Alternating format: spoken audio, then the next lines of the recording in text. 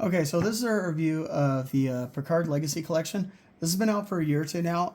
It is a little spendy, right? So it's 189 bucks on Amazon last time I checked. I took the top off in advance because we could get the picture of what's going on. We're going to review the internal contents, and we're going to do a brief synopsis of it. But anybody that likes Star Trek pretty much knows what's going on. I'm going to get this topper out of the way. This is what it comes on top of it. Now, it has this handy-dandy little book. I'll take this out of here and just do a small review of what's here. You have the full Next Generation in Blu-ray. You have the Picard collection in Blu-ray. And then you have Next Generation movie set. So you have the 4 movies of Next Generation. And are those blue or 4K? We'll look at that in a minute. I'm not sure. So we're going to go over the book first. There's some handy-dandy little sticker type thingamabobs. Make it so, because that's what he always says, and that's cool. This is a pretty hefty book for a collection. This is a lot of stuff going on. It's a chapter book. It's got a lot of stuff about Next Generation mainly. I mean, there was 7 seasons, so there's a lot of that. I mean, he could sit there and read the phone book, and I'd probably still watch it. So, and that's just a preview. I don't have time to really flip through every page. Oh, go back to that, though, because that was really cool. There you go. Wedding from Generations. So there's that. That goes in the top. This slipcase sits on the top of the whole thing. We're going to go over this briefly. So the Next Generation is broken into 2 sets, just like the standard Blu-ray and DVD set were. It's different artwork than you had in the originals. Riker's eyes look like they're bugging out for some reason. I'm not sure what's going on. You got Patrick Stewart looking Patrick Stewart-y. You got Sirius, Spiner, I can't remember, Michael Dorn. Yeah, Reading Rainbow Dude, LeVar Burton, and Riker, like I said, but the eyes don't look right in the coloring. So I don't know if that's my set or it just happens to be in all the sets. So they have the stacked DVD set, which I'm not a big fan of because this kind of crap happens. It's just what they do nowadays on these huge DVD sets. They don't like making individual slipcases.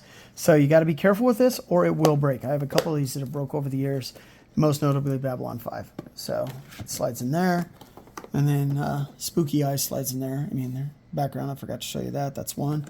And this is the other. Oh, Best of Both Worlds is damn near the whole back. So put this back in here. I'm trying not to take forever on this review, guys, so bear with me. Nice little cardboardy inserty thing. Put that back in there. And this is a little spendy, so I do understand if people can't spend 190 bucks. However, for the bang for your buck, you're getting a lot. The cards from Best of Both Worlds, second part. Or not Best of Both Worlds, I can't remember the last episode of Next Generation. I'm not going to open them, but they're there.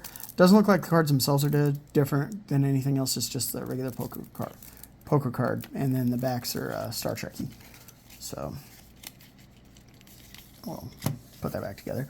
Got drink coaster thingy-mabobs from Picard Chateau. Give a second of those.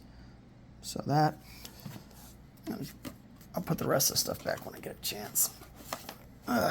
So the Picard series 3, I believe 3 seasons was it. That's the updated cast from what we got going on, including their son and all that kind of stuff. This series, I'm going to trend on this for a minute.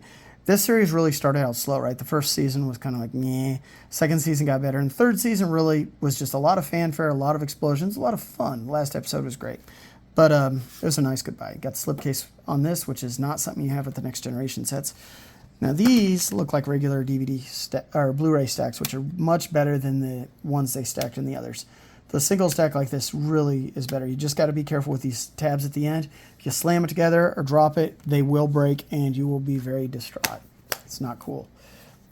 But it's still better than what they did with the Next Generation block. So the movies, they are Blu-ray. It looks like they're not the 4K transfers. Blu-ray copy. It's nice that they used the Blu-ray case, even though they didn't on that, which I was not thrilled about when I look at that. So it's just the 4 movies once again. Oh, the artwork's special for the Picard Legacy on them too. So it's not like the regular movie artwork, which in a lot of times when they've re-released Star Trek movies, they've used the artwork from the original releases, then the next, or they just use that silver crappy looking background. They didn't do that in this case. They made special artwork. So this is the only way that you're going to see this collection in this way. So anyway, so there's the 4 of them. Slipcase as well, which is unique to this, plus the artwork's unique as well. So what I think about this collection, if you're a Star Trek fan, you know all about Star Trek, right? I don't need to tell you. You got a lot of stuff going on, right? Next Generation Blu-ray will generally set you back $100. I don't know if it's even in print anymore. Picard's about 50 to 60. The 4 movies are about 20 to 30 depending, and that's if you really scrape for them. Now, I have them all in 4K, so Blu-ray is kind of a letdown that they didn't bump them to 4K.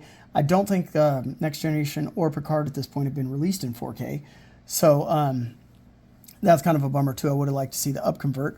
All the trinkety little stuff, the coasters, the cards. The booklet's a pretty hefty booklet. That's pretty impressive for a set, and the box itself is pretty heavy cardboard. This is not garbage. It will get dusty and hold dust. It doesn't have the gloss that I like on some of the others, like the Arrow video releases like this, where it's glossy. It doesn't hold the dust, so the dust won't damage it. So if you're in a dusty area, you got to remember to wipe it down. If I have a little damage on mine, you can see a little bit of dust on the cover art there. Where it got dusty, I didn't wipe it off, and then it faded it a bit. Mine's about a year old from the original release. I think it was 150 at that point. Now we're up to 189. This is a limited run of I can't remember, 17,000 or something like that. So when it's gone, it will be hard to attain at a decent price. It's already pretty pricey as is, and that's probably why it's still in stock at this point. For your bang for your buck, I'd put you a solid 7 out of 10 just to get the Next Generation, like I said, which is probably the best, arguably the best Star Trek out there. If they release Deep Space Nine, I would lose my shit on Blu-ray, but so far it hasn't been done. So Paramount, can you do that? CBS, whoever says CBS, but I think it's Paramount nowadays. Get that released. We'd love to see it. Anyway, but on this, I think your bang for your buck, like I said, good 7 out of 10. That's my opinion. If anybody has it, let's hear your thoughts on it in the comments. And that's it for the rabbit hole for now.